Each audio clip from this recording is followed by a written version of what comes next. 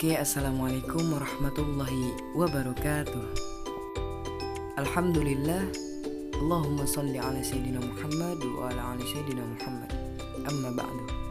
Oke, kali ini kami dari kelompok 10 ingin menjelaskan secara singkat tinjauan filosofis tentang evaluasi pendidikan Islam.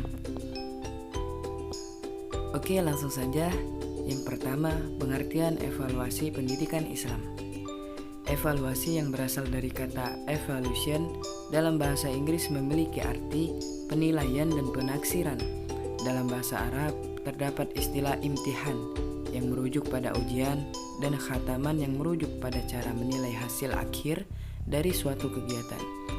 Evaluasi merupakan suatu proses terencana dan tindakan yang dilakukan untuk mengumpulkan informasi mengenai kemajuan, pertumbuhan, dan perkembangan peserta didik terhadap tujuan pendidikan. Oke, lanjut yang kedua, urgensi evaluasi pendidikan Islam. Berikut ini adalah beberapa urgensi evaluasi pendidikan Islam. Yang pertama, meningkatkan kualitas pengajaran. Yang kedua, menilai pemahaman siswa. Yang ketiga, mengidentifikasi kebutuhan dan tantangan.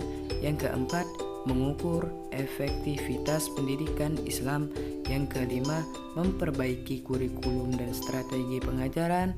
Dan yang keenam, menghasilkan pembaruan dan inovasi.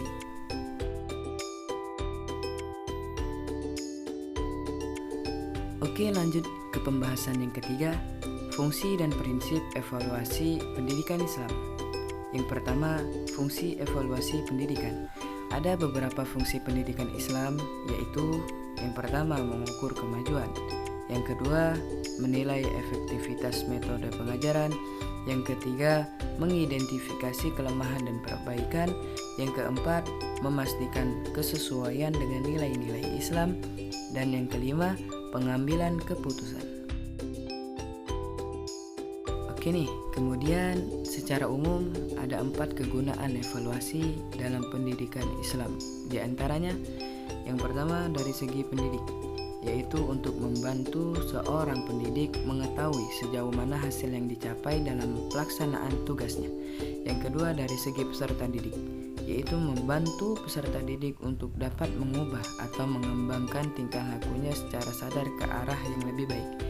Yang ketiga, dari segi ahli fikir pendidikan Islam, untuk membantu para pemikir pendidikan Islam mengetahui kelemahan teori-teori pendidikan Islam dan membantu mereka dalam merumuskan kembali teori-teori pendidikan Islam yang relevan dengan arus dinamika zaman yang senantiasa berubah.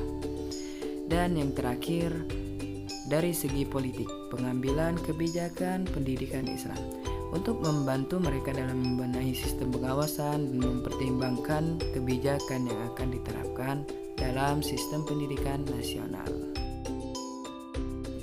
Prinsip-prinsip evaluasi.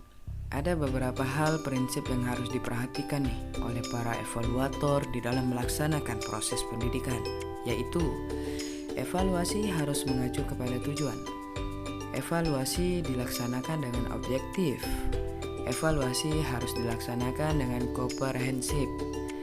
Evaluasi harus dilaksanakan secara kontinu atau terus-menerus. Oke, lanjut ke pembahasan yang keempat, ciri-ciri evaluasi pendidikan. Berikut ada beberapa ciri-ciri nih evaluasi pendidikan yang umum. Yang pertama, tujuan yang jelas. Yang kedua, berfokus pada hasil. Yang ketiga, menggunakan metode yang valid dan reliabel. Yang keempat, melibatkan berbagai pemangku kepentingan. Yang kelima, berkelanjutan. Yang keenam, berorientasi pada perbaikan.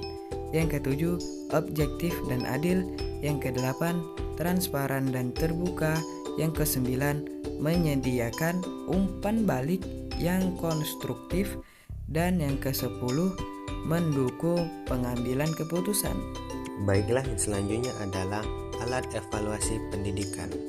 Alat adalah sesuatu yang dapat digunakan untuk mempermudah seseorang untuk melakukan tugas atau mencapai tujuan secara lebih efektif dan efisien.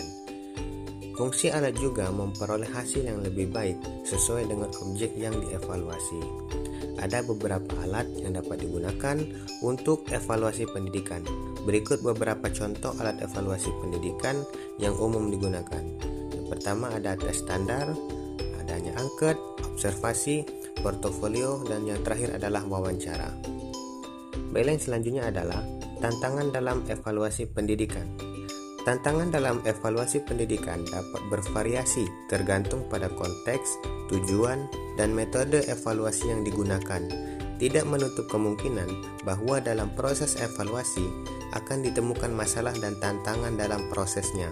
Dengan demikian, pentingnya perencanaan yang matang, alat dan metode yang tepat dalam proses evaluasi pendidikan agar tantangan dan kesalahan yang dihadapi dalam proses evaluasi tidak terlalu besar dan dapat diatasi.